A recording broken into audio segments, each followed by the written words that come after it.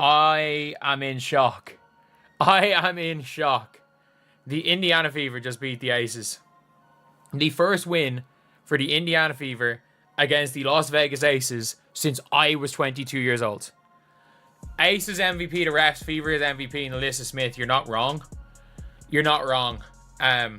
The Las Vegas Aces, once hailed as the unstoppable dynasty, just got humiliated on the national stage. A 27-point beatdown? Check. Aya Wilson getting superstar calls from the refs and still getting cooked? Check. Chelsea Gray delivering zero impact while folks still push the narrative that she's better than Caitlin Clark? Massive check. And while Aya was busy yanking players by the shoulders and skating by unwhistled, the Indiana Fever were busy delivering a masterclass in what real basketball actually looks like. And Aja Wilson, my God, you see how many free throws that lady have? Oh my God, on the stat sheet she had basically 30 points, but all the free throws this woman got, man, they tried their best to keep the Aces in the game, man, but it didn't matter. It didn't matter, man.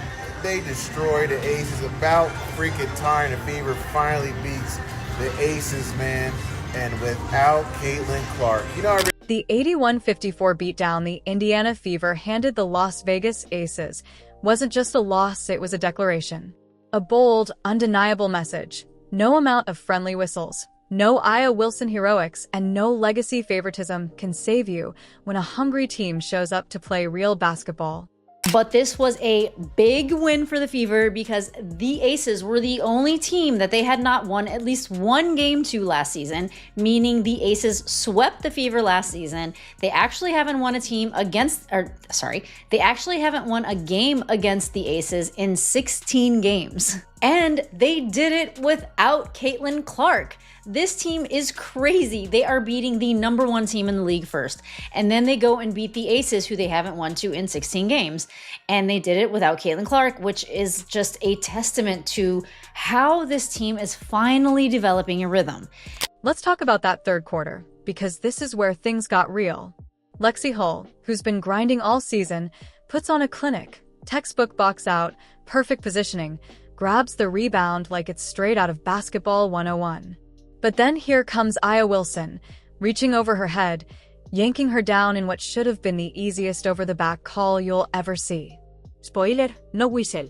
The line a decent amount of times. Aja Wilson, she got a favorable whistle in the second half, but it is what it is. Superstars get the whistle. Unless your name is, 29 points for Aja Wilson, 3 boards, 3 personal fouls, 3 turnovers, 9 for 18 from the field goal, from the field, 11 for 13 from the free throw line. Look at the rest of her team. 2 points, 2 points, 2 points, 6 points, 0 points, 4 points, 2 points, 3 points. Dana Evans, 1 for 10, Dana Evans. Oh my goodness. Any basketball fan who's watched more than 5 minutes of the game knows exactly what that call should have been. Over the back, Indiana ball. Case closed. But what did the refs do? They called a jump ball. A jump ball as if Aya Wilson and Lexie Hull were somehow in equal position, when in reality, Hull was clearly fouled from behind while securing a clean rebound. It was blatant, and they swallowed the whistle. I don't know about frustrations boiling over as more to just like making a point. Well, Caitlin said she got me though, so. One more though. She just got a bonus. And by bonus, she was meaning the Commissioner's Cup bonus, which was $49 or $43,000 per player, because the prize pool was $500,000. And apparently, Steph White just was pissed about the officiating. I don't know if it was Aja Wilson's whistle or what, but even the broadcasters were stunned, caught mid-sentence, trying to make sense of what they just saw. The contact wasn't subtle. It wasn't borderline. It was as clear as day. Yet somehow, the Zebras managed to twist an obvious foul into a so-called neutral call. One that just so happened to reward the player who committed the violation. Make it make sense. this defense is playing phenomenal. Oh my God, it's night and day. I think that Commissioner's Cup gave them swag. Now they're swagging it out. I never seen Natasha Howard so aggressive in my life. This girl is beasting now all suddenly. She is beast moding right now.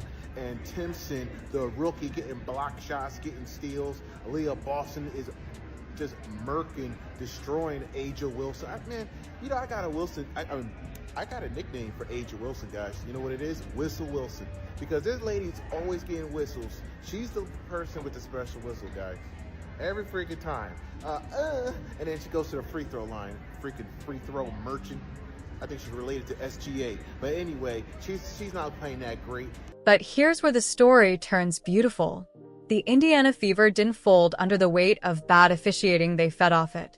They took that blown call, swallowed the injustice, and turned it into fuel. What followed was a demolition so complete, so precise, it made every missed whistle fade into irrelevance. So let's break down this masterclass of destruction, quarter by quarter. Because what the Fever did to the Aces, that was basketball poetry. Did I end the opening quarter? Indiana came out with fire in their eyes, dropping the first 6 points and setting the tone. By the time the buzzer sounded, they led 21-14, and it was already clear this wasn't going to be Vegas night. The Fever shot a scorching 52.9% from the field while holding the defending champs to a brutal 28.6%. They owned the paint 164, making it clear early they were going to punch the Aces right where it hurt. I'm about to say some words I never thought I'd say. Free Asia Wilson. Free her now. Not tomorrow, not next week, right now. I never thought I'd say this. If I'm Asia, I'm in that locker room, I'm stripping everybody of their A1s. I'm sure I didn't give y'all these free shoes and y'all gonna come out here and y'all can't even give me more than 5 points. None of y'all, where y'all at? Y'all can't help me out. I'm reigning MVP. I'm bringing y'all these champions. I took a pay cut for some of y'all to be here and you can't give me no points. Really, I'm over here, I have 25 points in the third quarter and you can't give me nothing. The second quarter? That's when the Fever went for the jugular. They outscored the Aces 25-10, unleashing a clinic of efficiency that bordered on savage, shooting a mind-blowing 81.8% from the field. Meanwhile, Vegas? A dismal 23.5%. Indiana went a perfect 6 for 6 in the paint, while the Aces clinked their way to just 3 for 13. By halftime, it was 46-24, and the game felt overburied under an avalanche of hustle, heart, and pure execution. That controversial jump ball?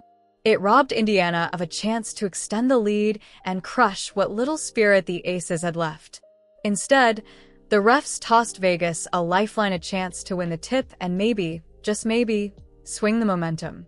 For a brief moment, it felt like the officiating was about to shift the narrative in favor of the defending champs, right when they were gasping for air. This had all the makings of a here we go again moment. Every coach, every player in the building knew exactly what they'd just seen. Lexie Hull played it perfectly and got nothing for it. That's the kind of missed call that can shake a young team, especially when you're going toe-to-toe with a marquee powerhouse like the Aces.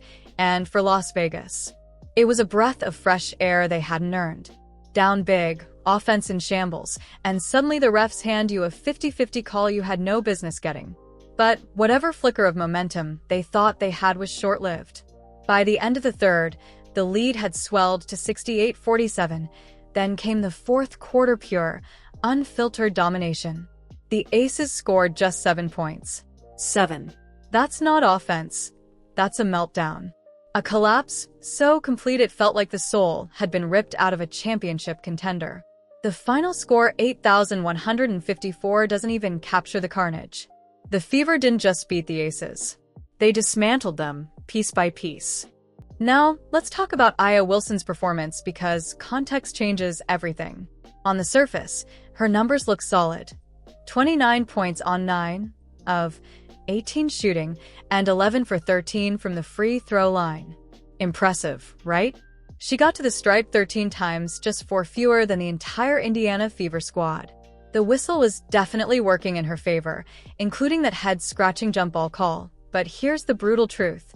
Aya Wilson dropped 29 points, and her team still lost by 27.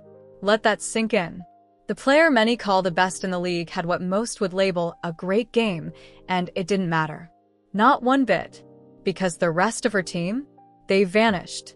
When Aya looked around for help, all she found was silence. The Indiana Fever just made their intentions crystal clear. They're not scared of big names, they're not rattled by bad officiating, and they're certainly not backing down from anyone. This team has real chemistry, real grit, and yes, real championship potential.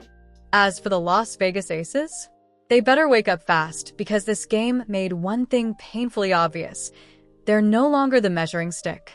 The torch isn't being passed, it's being ripped away. The Indiana Fever have arrived. No Caitlin Clark? No problem. The Aces have officially been put on notice. All the superstar whistles and legacy hype in the world can't save you when a real team shows up and plays elite basketball. Welcome to the new WNBA hierarchy. The Fever are here, and they're not leaving.